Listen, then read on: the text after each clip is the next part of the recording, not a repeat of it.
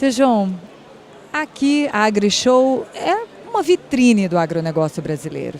Eu gostaria que você comentasse um pouco a respeito desse setor do agronegócio hoje no Brasil. Bom, principalmente estando aqui na casa da Jato, onde eu me criei, e é impressionante a distância dos últimos 40 anos, né? E falo 40 anos que foi a época que eu comecei na Jato, lá em 77, 78. Aquela realidade, o Brasil produzia 40 milhões de toneladas de grãos. Na Jato nós começávamos um trabalho de ensinar pessoas a aplicar defensivos corretamente. E hoje, 2018, 40 anos depois, 240 milhões de toneladas de grão, multiplicou por 6. E esses equipamentos, essas máquinas que não são mais máquinas, que são verdadeiros robôs. Grande desafio é educar pessoas para lidarem com esse conhecimento. Já era um problema lá em 78, educar pessoas para aquela mecanização daquela época. E agora, educar pessoas para o uso de toda essa informática, inteligência artificial. Não é mais máquina agrícola, são robôs. O agronegócio no campo virou um mundo de robótica, de sensores, e é uma montadora. Um produtor rural, ele é um designer. Ele não sabe que ele é um designer, mas ele é um designer, porque ele tem que reunir conhecimentos os mais distintos e reuni-los num foco, num objetivo, numa propriedade. E as máquinas são as grandes veiculadoras da semente, do fertilizante, do defensivo, dos micronutrientes. Portanto, é pelas máquinas que se dá a efetiva produtividade e a economia do custo.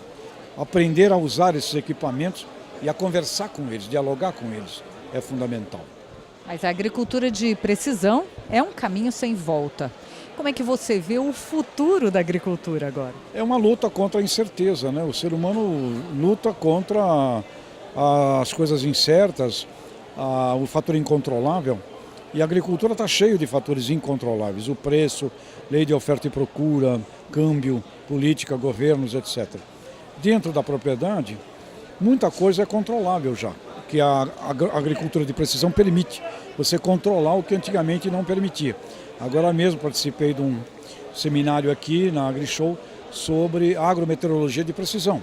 Então a meteorologia, que é um fator incontrolável, passa a ser administrado e também um fator controlável. Então não existe possibilidade de irmos ao futuro sem a aplicação desse conhecimento que revela o invisível, o que antes nós não víamos ou apenas intuíamos. Os mais intuitivos praticavam de uma maneira mais brilhante esse jogo de azar e de sorte, jogavam dados, né, com a natureza.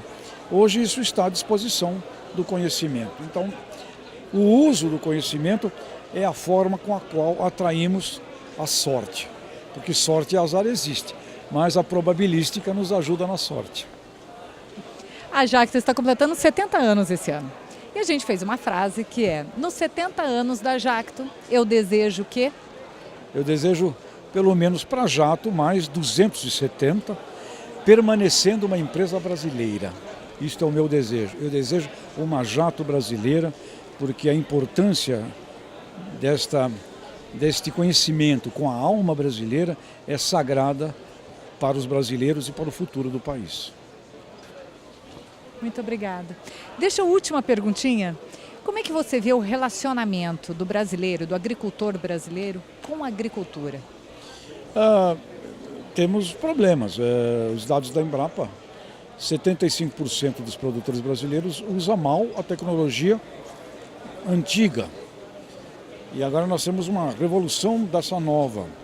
Então temos um problema de grande parte dos produtores não usar bem a tecnologia que já é conhecida. Nós precisaríamos de uma revolução cultural, uma revolução educacional, porque a agricultura brasileira continuará, será a maior do mundo, com os agricultores estes ou com novos produtores que podem vir de outros campos. Gente que vai dividir banco, de posto de gasolina, de outros campos, utilizando essa tecnologia e contratando especialistas para fazer isso. O meu desejo é que todos os produtores brasileiros permanecessem na atividade. Para que isso aconteça, ele tem que olhar a atividade com muito amor, entender que a sucessão é fundamental, é um campo extraordinário para os seus filhos, para as pessoas da família dele, e que as esposas, inclusive, passem a tomar uma ação de aceleradoras dessa inovação. As mulheres, porque as mulheres são muito mais aceleradas do que a média dos homens. Então a gente começou a ver mulheres no comando do campo, com uma visão riquíssima. O que não sabe pergunta, desconhece, vai atrás, sem preconceitos e se comunicando muito. Então tem o Congresso Nacional das Mulheres do Agronegócio, terceiro que vai ser este ano, é um espetáculo aqui. São aceleradoras. E jovens, né? Jovens das cooperativas e jovens. Então, o agricultor brasileiro se vê com a agricultura, tem que ver um mundo do futuro e os mais antigos esquecerem os sofrimentos do passado. Então, o sofrimento do passado o magoou e ele pode, sem querer, passar isso para os filhos. E, às vezes, tem uma sensação de abandono ou de autoabandono.